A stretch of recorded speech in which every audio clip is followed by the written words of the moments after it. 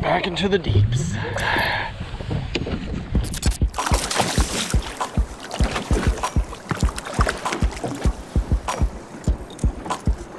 Rattling Ned down the hatch, baby. Nice little fish right there.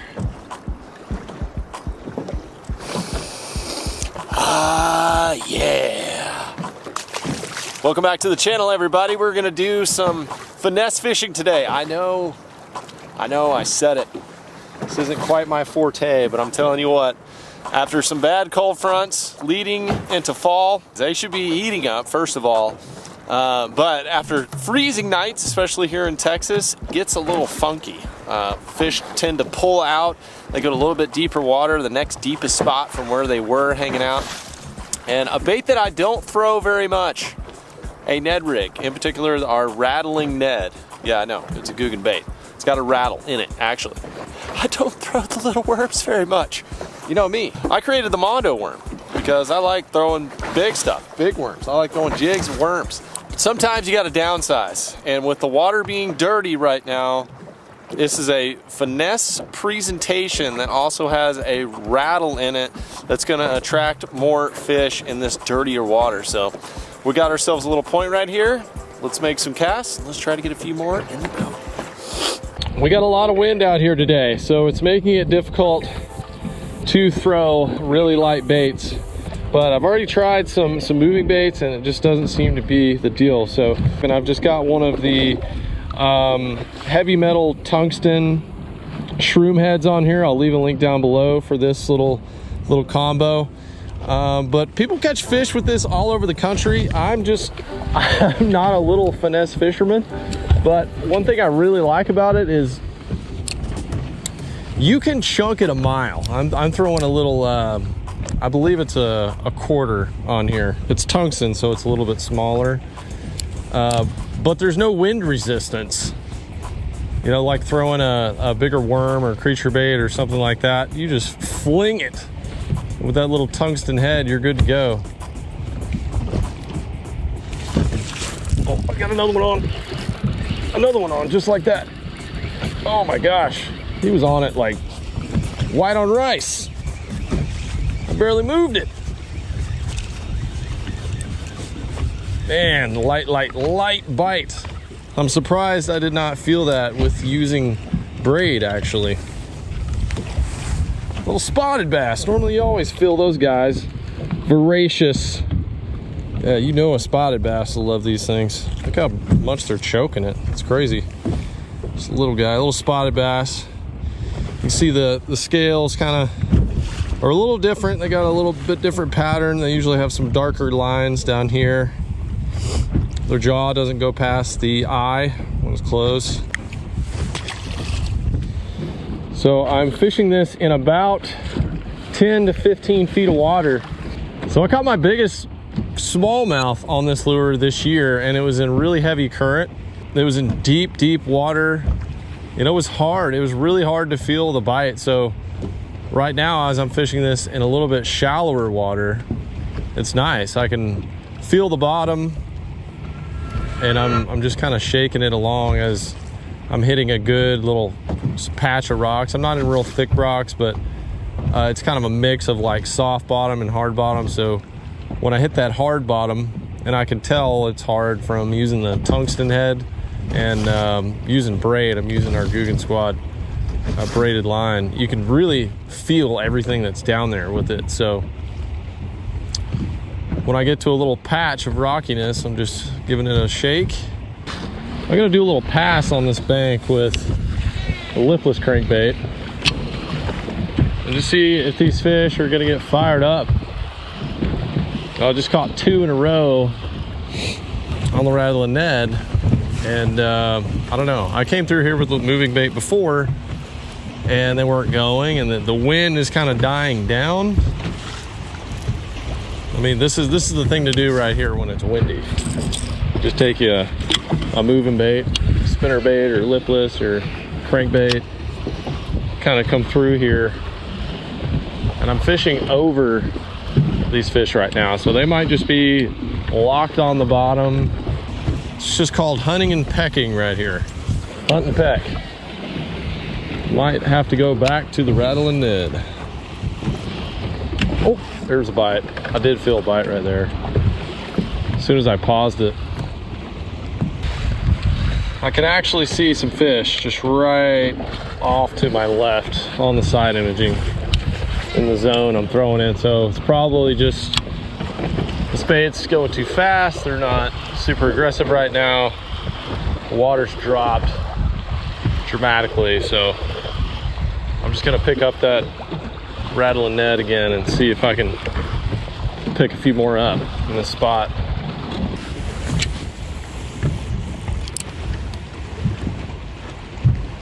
That should be money.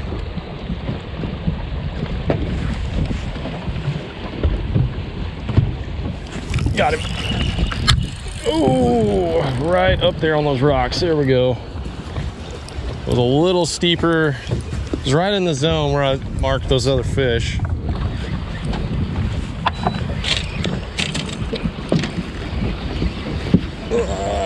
Come here.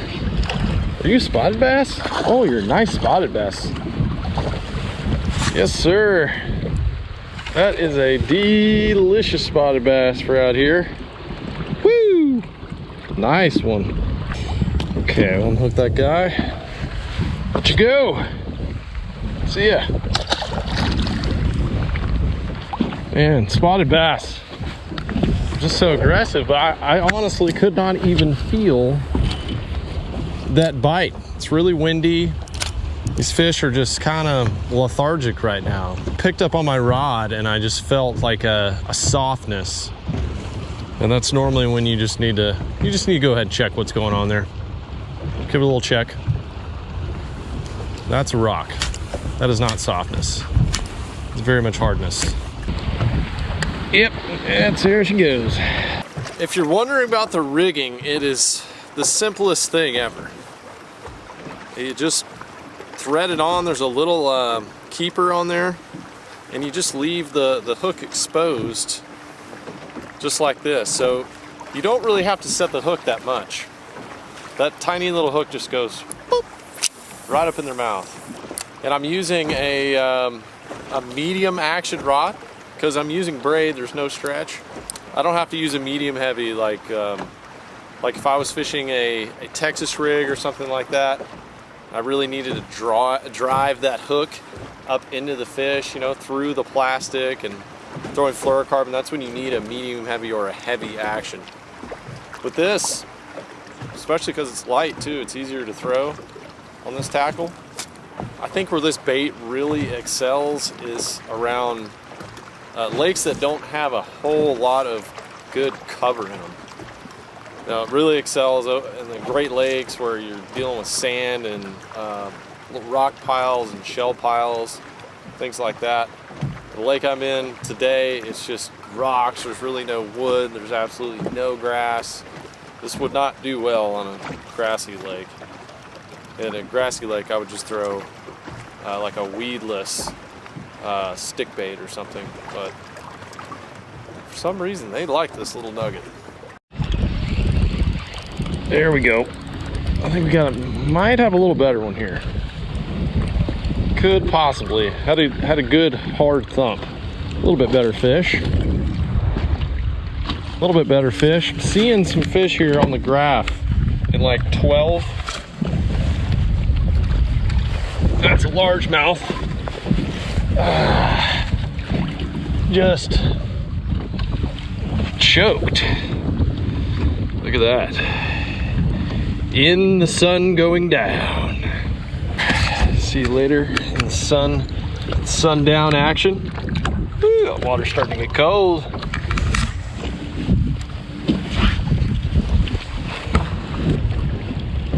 Oh man, how did I not hook him? That is a mystery.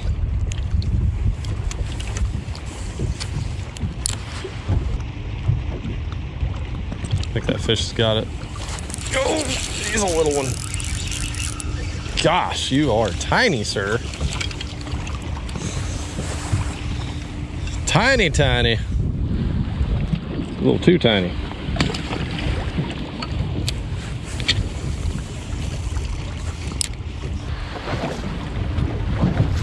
Oh, there's a bite. He's got it. Oh, yeah, there we go. That was just a better thump. You can feel it. Oh, yeah. We got a big swirl on this guy. Nice fish. Woo, baby. Good fish. Barely hooked, though. Barely hooked. Boat flip for the win. Yes, sir.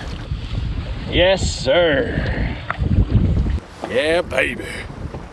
Look at that. Bottom lip wasn't coming off. That is a nice fish right there. That's about a 3-pound fish. Good fish right here, really thick. And man, I mean, I came through here with a moving bait 2 times, 2 passes. Just couldn't get them to go. And they're eating this little finesse bait. I don't know if they need a jig or not, but I'm getting bites on this. This kind of saved the day. Just coming out here for an evening bite and catching fish like that. On light tackle, I'll take that any day. Mega sniff. Oh, you betcha. All right, big guy, let's let you go.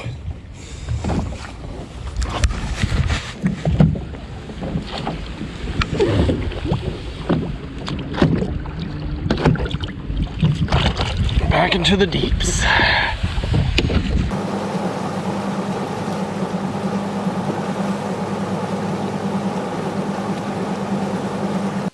Well, it was good to end the day on just a good old decent bass. Just sniff one in the evening before the sun goes down, and the sun is going down so quick now, y'all.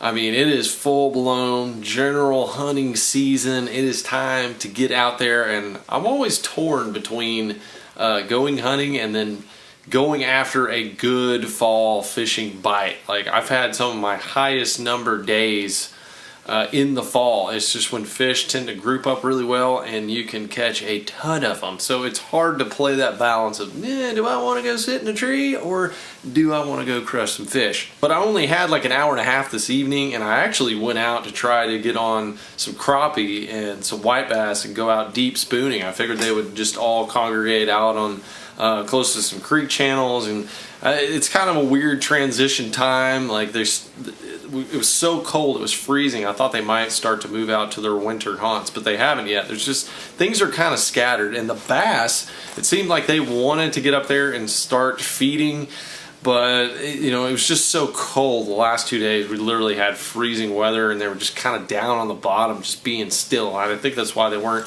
hitting on moving baits and things like that when I came through on a couple of passes.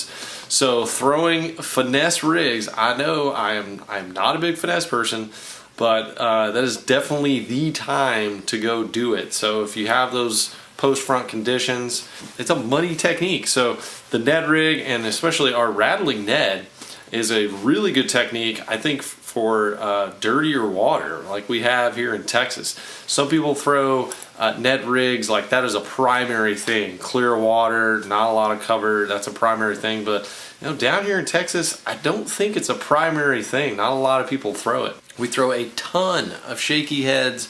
We throw a ton of finesse jigs.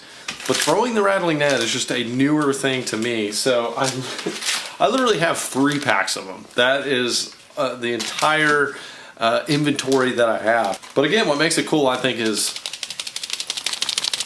that right there. It's got rattles in it.